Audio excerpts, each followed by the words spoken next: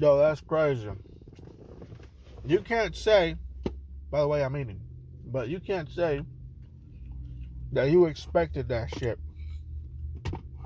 that happened between Rolly Romero and Ryan Garcia.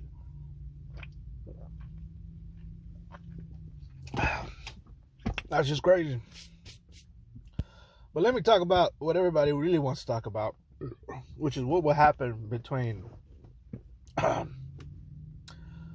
giant ass gorilla versus 100 men, just regular ass men, by the way, because that was the question. The original question was, what would happen if 100 men would face off against a gorilla, big ass gorilla, which most of them standard size is about what, 7 or 8 feet tall or something like that. I forgot really. Point is, these guys are huge. They weigh, I believe, 900 pounds or something like that. Gosh, that's crazy, dude. 900 pounds of pure muscle. No fat whatsoever, I believe, personally. I'm not a scientist or an apologist or whatever, but I think it's all muscle. And everybody says that modern day humans, stand a chance. I don't think we do. There's some things that we still have, like we're durable as fuck. Like we're the most durable species. One of the most durable species in the world. We could run for a really long time. Some of us can't even. Some of us can't do 30 minutes because you start huffing and puffing. But a good fit human.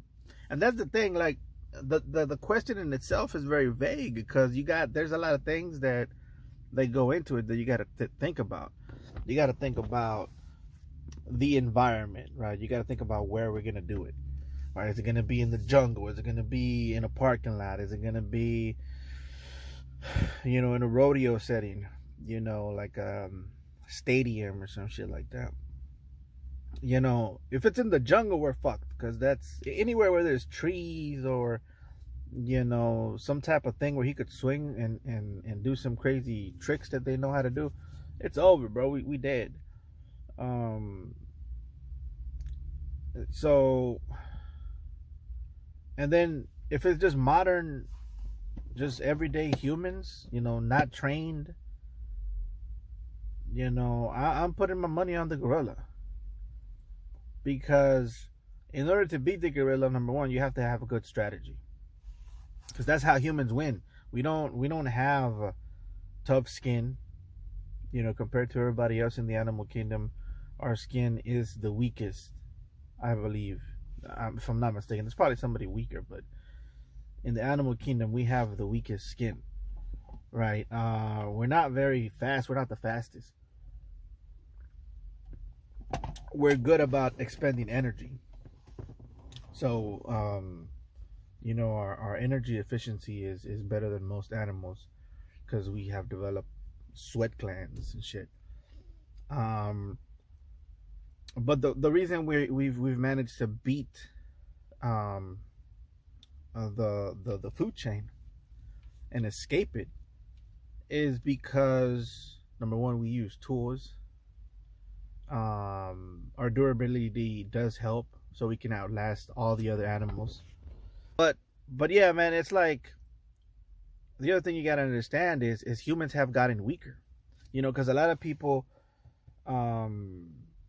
overestimate humans and think that humans, are still as good as they used to be when they used to hunt woolly mammoths and saber-toothed tigers and all of these other animals. Number one, we're not as tough. Our bone thickness is thinner. We have thinner bones. We have smaller brains, by the way. We have we're just weaker. We're just all around weaker. We're just weaker people. And Back in those days, if you even look at the Neanderthals, who is a species of human um, that used to exist, you look at Neanderthals and they would, their ways of attack were much more head to head. You know, meaning they would actually use their brute strength to kill animals. You know, not like, you know, modern day humans who would use tools and shit. Um, and also, I did ask AI, and AI thinks we'd win. But the reason I disagree with AI is because AI doesn't understand modern humans the way I do. And they don't really, in my opinion, they don't really understand how regular modern day humans would act if they see 40 to 15 of 20 to 40 of their friends um, die within the first couple of minutes of the fight starting. You know, if it's veteran fighters, if it's veteran warriors, then they stand a chance, but there still be casualties. You know, and I just don't know that modern day, regular day humans know what they're doing in there. Now, me personally, if I knew ahead of time that we were gonna be stuck at a certain in a room or in a cage with a gorilla, 100 men, I would try my best to get to the other humans and tell them, "Yo, this is what the plan's gonna be." Because the plan against a gorilla is to tire him out. Humans have a tank. We have tank. We have a good energy system that could outlast a gorilla for sure. Um, but the thing is, are people going to listen to me? The answer is no. People never listen to my ass. Like, I always have all the good ideas, and I tell people, hey, we got to do this, we got to do that. The best way to beat a gorilla is to just run circles around it and taunt it until it gets tired. It's gonna get mad. It's gonna get mad at you teasing it and poking at it. You know, are we gonna lose some people? Probably, but we'll lose less people that way by taunting it and you know, playing peekaboo with it and hiding behind things or running around. Eventually the gorilla's going to get tired, and then we start jumping at it, and he's not really going to be able to do anything, even though he is way stronger than us. By tiring him out, we win. And I mean, we're probably going to lose that way. We'll probably lose way less people, maybe 15 to 20 people, but that's nothing, you know. But the thing is, nobody's gonna listen to me, and I'm gonna tell people, and somebody's gonna say, "Nah, I say we just go in there and do it, buddy," you know. And I'm gonna be like, "Man, come on, we can't just go in there and do it. We're talking about an animal with tougher skin, an animal that could rip you into half." You know, he got sharp as vampire style teeth. I'm thinking we're naked in there. You know, I'm thinking we're probably butt ass naked with the gorilla. You know, because if we're gonna be equal, because a guy like me, like I'm already thinking about taking off, you know, my clothes and using it as weapons. You know, my belt. Um, that's just the way I think. You know, especially if we're gonna be in there against a mammoth of a beast. Um, but yeah, modern day humans, we're not gonna get together. We're not gonna organize correctly. Everybody's gonna think that they know what they're doing. We're gonna go in there and organize against all of these, against this one gorilla. He's gonna kill, you know, a bunch of us within the first couple of minutes, and the rest of us are gonna get scared and try to run away. That's gonna give him a chance to recuperate, and he's gonna come after the rest of us. Plain and simple. That's my take. But you know, let's get this one out of the way, guys. Ryan Garcia versus Rolly Romero, and this is the only one that I got wrong, that I got incorrect. The other two I actually got, you know, spot on. But the thing is, guys, this was one of the worst cards I've ever seen, ever. Um, it was just lame, dude, all around. You know, just it was bad. The best thing I saw in the night was Teofimo Lopez. Teofimo Lopez was entertainment. Teofimo Lopez was good.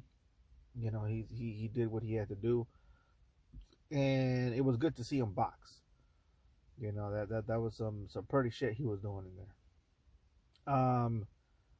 But when it comes to Ryan Garcia versus Rolly, that shit was whack, bro. And it tells you, you know, this is the card of the scary ass boxers. You know, because both Devin and Ryan are scared to fight. Ryan, he'll get in there with you, but what I found out in this fight between him and Rolly is that Ryan Garcia gets scared when he feels a little bit of power. He starts to back up and he starts to move around way too much. That's what happened in this fight. He felt Rolly's power because Rolly is power. I mean, he is powerful.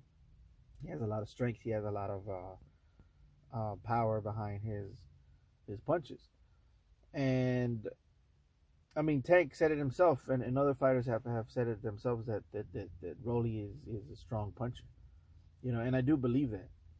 Um, and I think that Ryan Garcia felt that somewhere around the second round. You know, he felt that in his arms. He probably blocked it. He probably moved out of the way, and he felt the power. And he's like, if this guy hits me, I'm dead. So what did he do? He got on his bike and he started reverting to his old self, the guy that defense requires him to stretch both of his hands out. And again, he got hit with the same shot he always gets hit with, which is when he's pulling back, you know, and extending his arms out. That's the worst defensive move in fighting history. And it happens in MMA. It happens in boxing and in any kind of fights you've ever seen. You've seen people get knocked out this same way. And whatever you do, if you're doing any type of martial arts, just try not to do what this guy's doing when he's fighting. Um, you know, he just does this move where he just pulls back and stretches his hands out. No. You know, tuck your chin in. Maybe you could push back with your arms, but tuck your chin in and that's the best option. It's better than this one. You know, but um the thing is, like, the fight was boring anyways. You know, the fight was boring anyways, and he was supposed to be. The thing is, he was supposed to be fighting Devin Haney after this. This fight was an easy layup for Ryan Garcia. It was supposed to be an easy layup for Ryan Garcia to eventually build up a fight against him and Devin Haney. And the thing is, both of them suck. Both of them suck. Both Devin Haney and Ryan Garcia suck balls, bro. And like, I know Devin Haney won. I know he won. But the thing is, nobody's even talking about Devin Haney, and he won the fight. Nobody cares because he sucks, bro. Nobody wants to see that shit, bro. Like, the best thing that could happen is Devin maybe versus Teofimo, and then a rematch between Ryan versus Rolly. I mean, bro, Devin Haney's fight was one of the most boring things I've ever seen in my life, dude.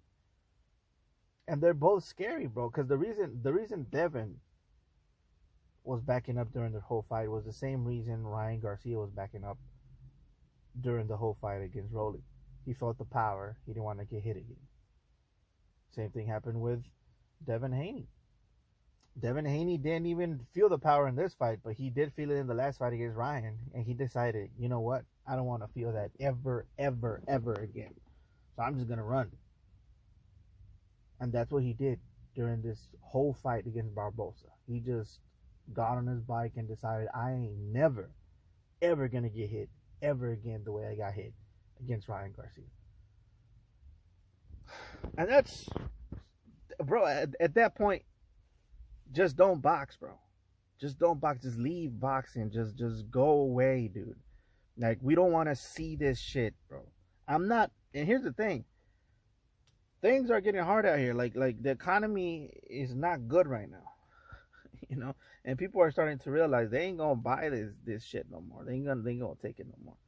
And it's in everything. It's in gaming and video games. Like the prices are going up and everything. You know, games are $800. They're the next the PS5 is gonna be $1,200 something dollars. Um, and then the games are gonna go up to $100. So just get ready, cause this whole tariff thing that's going on is gonna take shit to the next level to where motherfuckers ain't gonna be buying shit no more. And these fights that y'all giving us, this Devin Haney shit, this Shakur Stevenson shit that you guys are selling us, we're not gonna buy it. I promise you, we're not gonna buy it. We're gonna ignore that shit. I promise you, dude. I promise you. You think that motherfuckers are gonna be sacrificing their paychecks for this bullshit, bro? You really believe that? Do you really believe that they're gonna pay $90 for this shit? Come on, dude. They're not gonna do that anymore, dude. They're not. I mean, maybe they'll do some parties where everybody pitches in, but I think that's good for you. You know, get these guys out of boxing, bro. Get this type of a boxer out of boxing. Get him out of boxing, dude. I'm serious. And the people have the power. The people have the power to stop looking at these motherfuckers. Straight up, bro. Straight up. Get them out of boxing. Straight up. You know, like, both Devin sucks. Okay, Devin Haney sucks. Ryan Garcia sucks balls, bro. At least Rolly comes to fight. You know, at least Rolly is gonna try to do his shit. You know what I mean? But shit, you look at Ryan, bro. Ryan was running around the ring. He wasn't trying to do shit, bro. Shit was boring, dude. Because he felt the power. He was like, you know what? No, I'm just gonna be outside, on the outside jab. It's like, bro, like, that's the main thing I got out of this whole card. You know, that's the main thing, is like, we suck.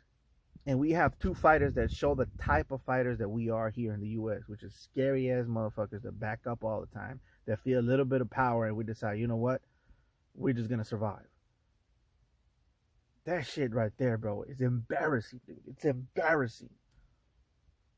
And this is what I'm talking about. You think these motherfuckers gonna beat this gorilla, bro? Hell the fuck no, bro. Hell the fuck no. You know, I heard, and this is maybe this is a rumor, maybe this is real, but I heard that samurais don't use shields so that they could be better,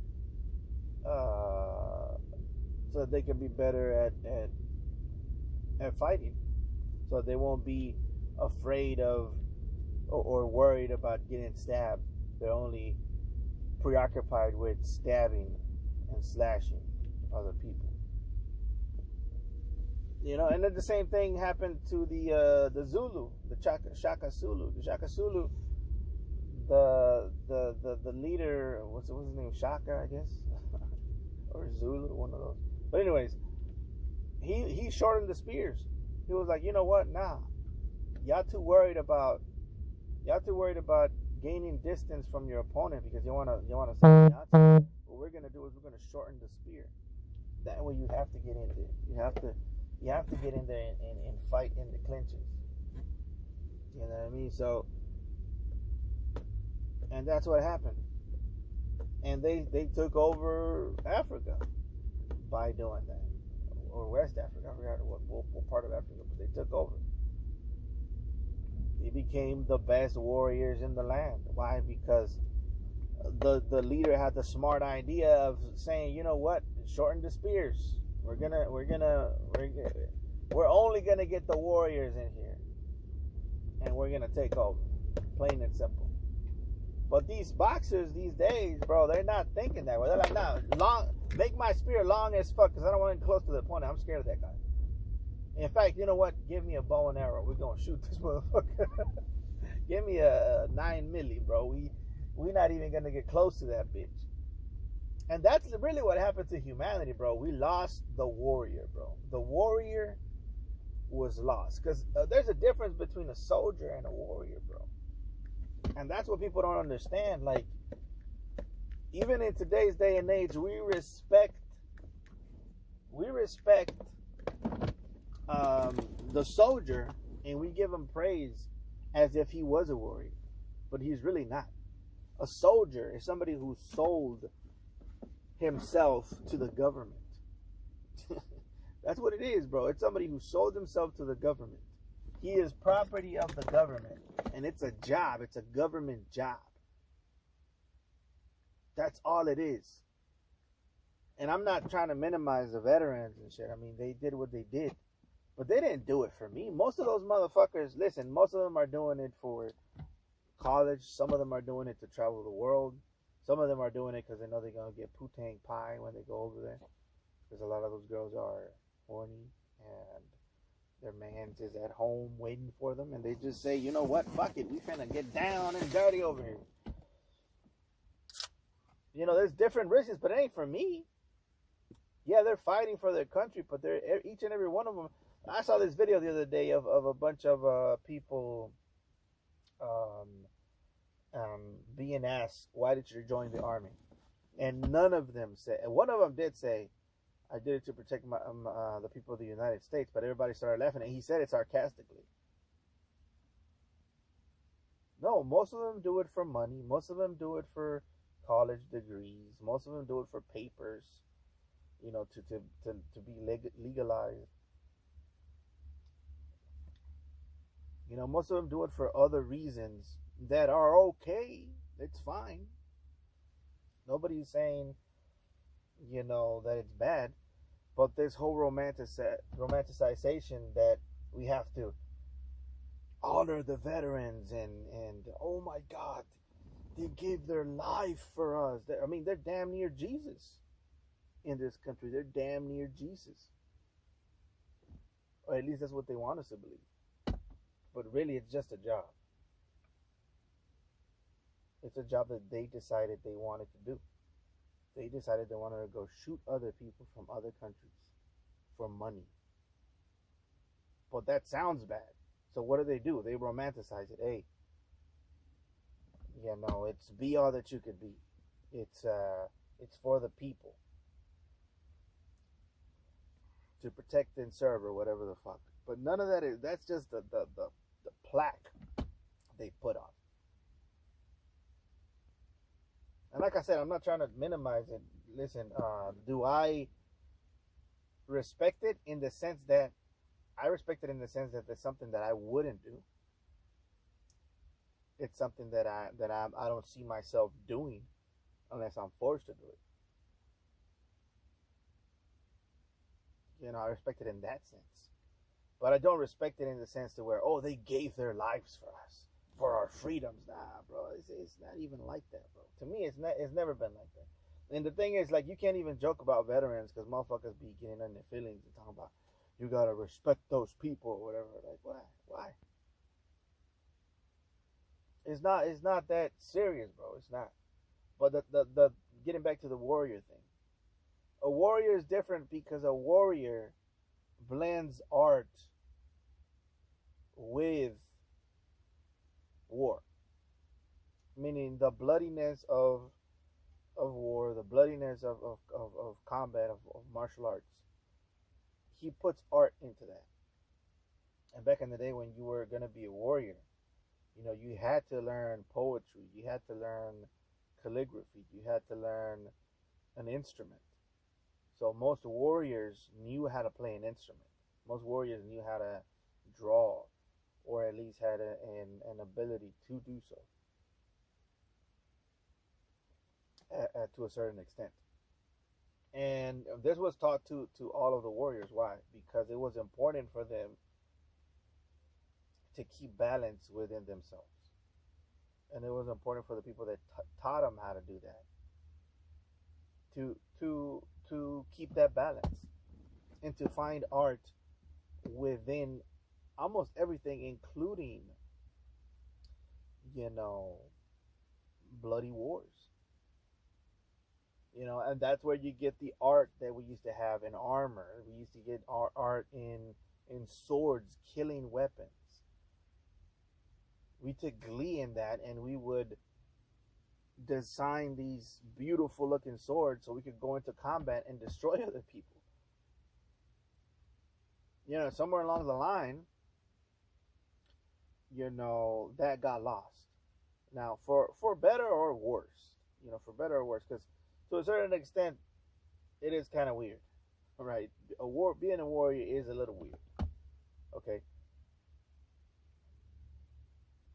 being a soldier is a little less weird because that part of it is taken away from you, and you're now a soldier, and it's been like that for a while.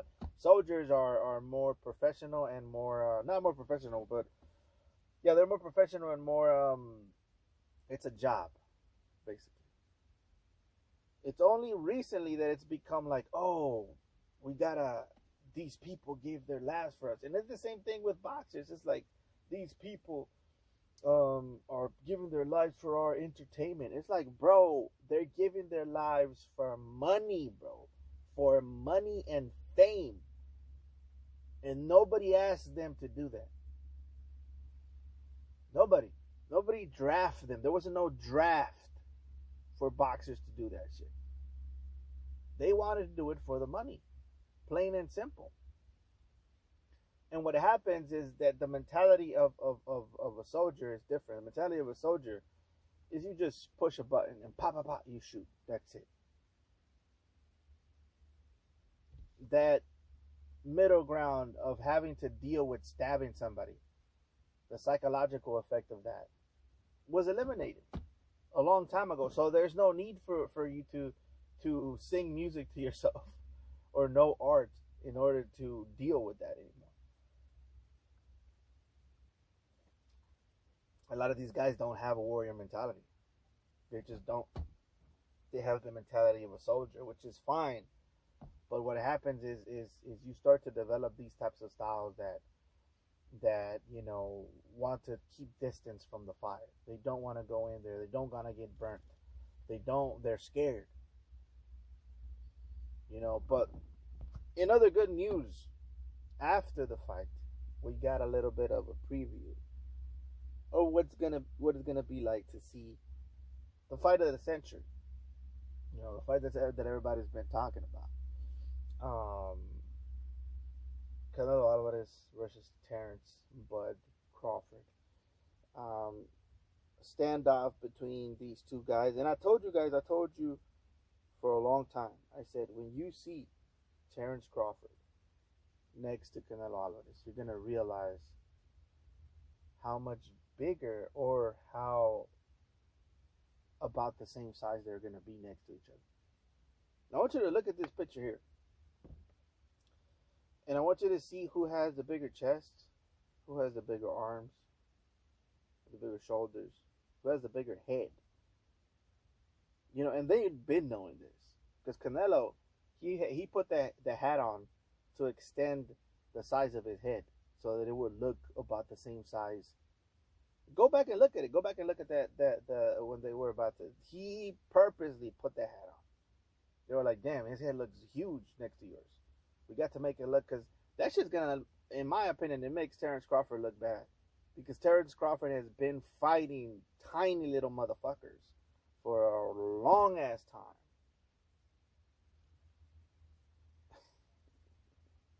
I'm serious, bro. And Canelo's been fighting giants for even longer. And now that they're gonna face off, against each other, you start to realize like damn, bro, like Canelo's a beast, bro, and people still don't want to give him, credit for some of the stuff that he does. Even in this fight, people are already not giving him any credit. They're already telling them that he's not as good as someone like Crawford. Like the argument going into the fight is already Crawford has the skill, Crawford has the speed, Crawford has the IQ, and Canelo, all he has is strength and power. That's the stupidest shit I've ever heard in my life. The stupidest shit I've ever heard in my life. And I don't want to say what I think about Terrence Crawford. Listen, I like Terrence Crawford.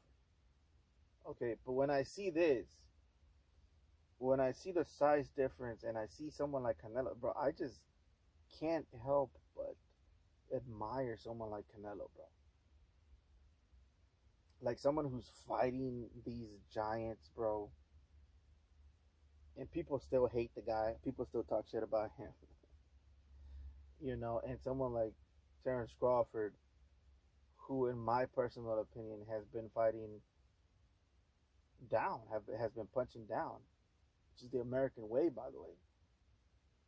Um,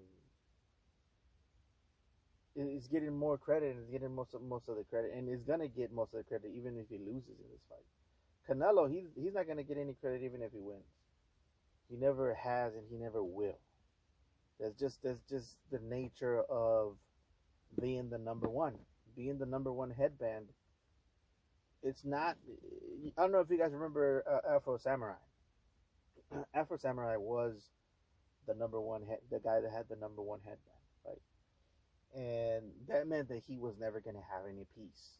That meant that he was always going to be fighting because everybody's always going to be gunning for that number one headband, right?